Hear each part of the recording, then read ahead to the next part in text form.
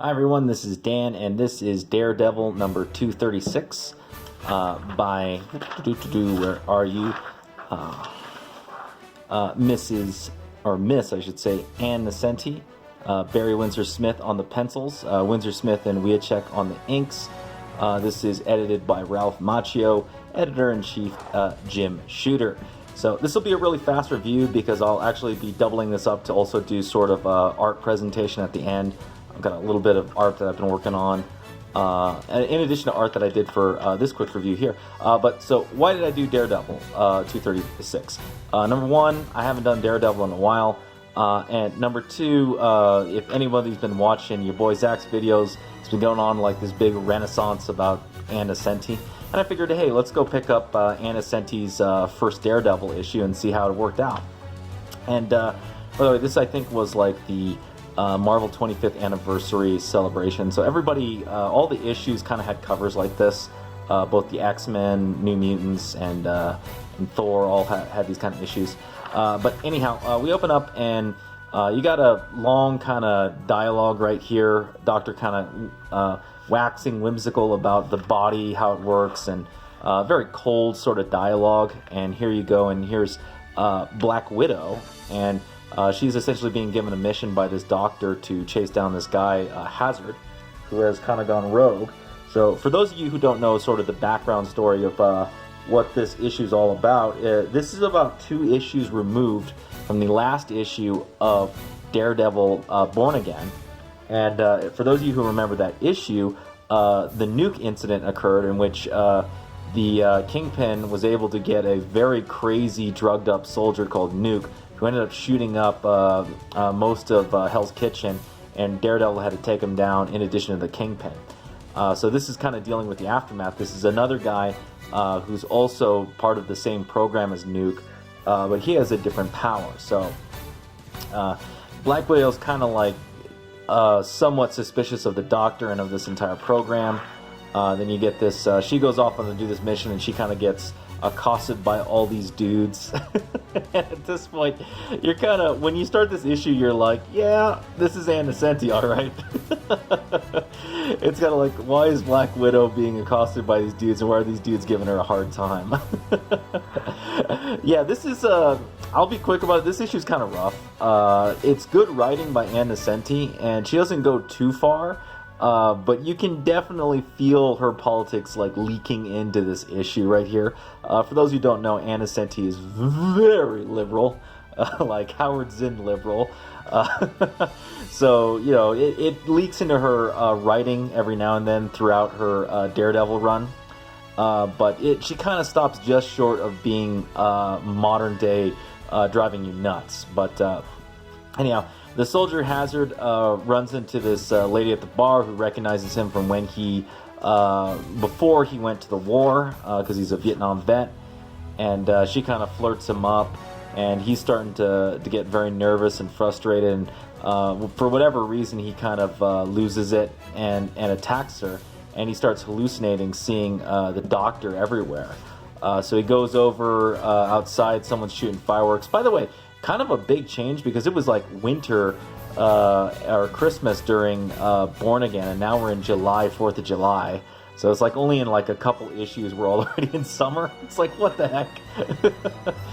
But yeah, he comes over to here, and there's this dude dressed rather weirdly shooting fireworks, and this is kind of where it's revealed what his powers are.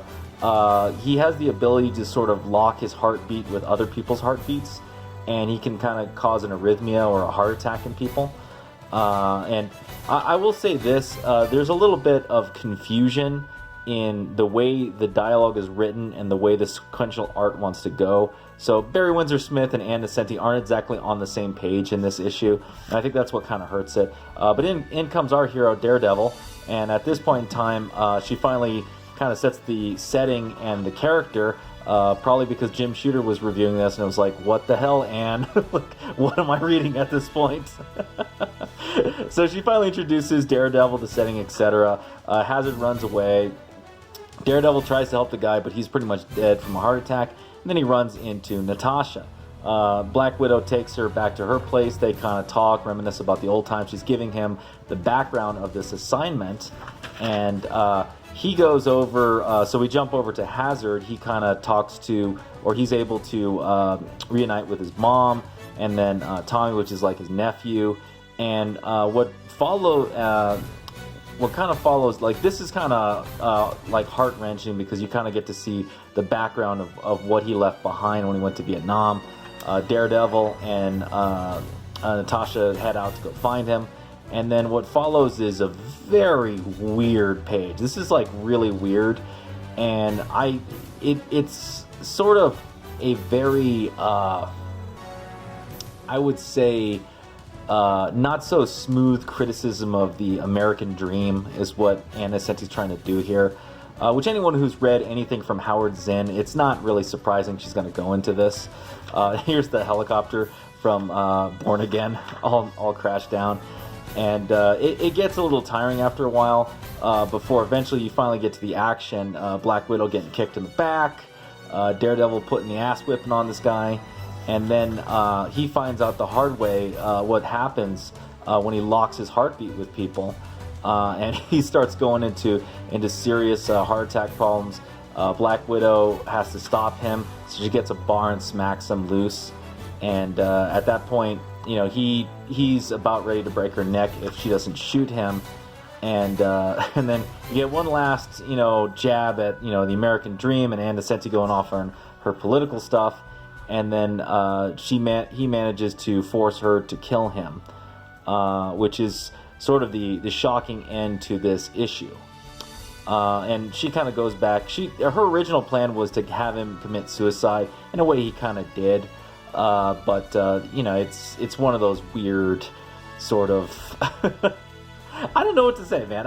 I walked out of this and like this ending right here. This is, by the way, going to be a reoccurring theme with Ann Nocenti, which is her general distaste for firearms. Which she actually did a book with Ethan Van Sciver. I think it was a Catwoman book many years later, where she just goes on even further rant about firearms. But yeah, you know, is it a decent story? Yeah, it's okay. I mean, Daredevil doesn't act out of character, which is the important part. The story clearly has a political bend to it, but luckily Ann Nocenti is a good writer, so it doesn't come off as too preachy. And more importantly, she doesn't destroy the characters. This is still Matt Murdock. Natasha Romanoff is still Black Widow. You know, it's still a Daredevil comic for the most part. But you can kind of see the early leeches of her style coming through here. And, you know, it's okay. I mean, it's quality, but, you know, do I like it more than Frank Miller? No. No, just straight up no. Anyhow, let's get into it. Art for this book. So I was messing with rendering. Need to fill this more cleanly. So here it is. Matt Murdock, Daredevil, top on a night rooftop, ready to go kick somebody's ass. So I was kind of messing with blends here. So you kind of set down the red, and then you use a warm gray, and then you start blending in the red again to get this sort of phasing right here. I'm actually I like what I did here, and I'm somewhat questionable about this. I don't like the background. I think if I was going to do this all over again, I think I would color in Daredevil and maybe this and maybe that, but I would definitely maybe do a digital flood for this night sky. I'm not really happy about this night sky, but yeah, no, it's okay. It's all right.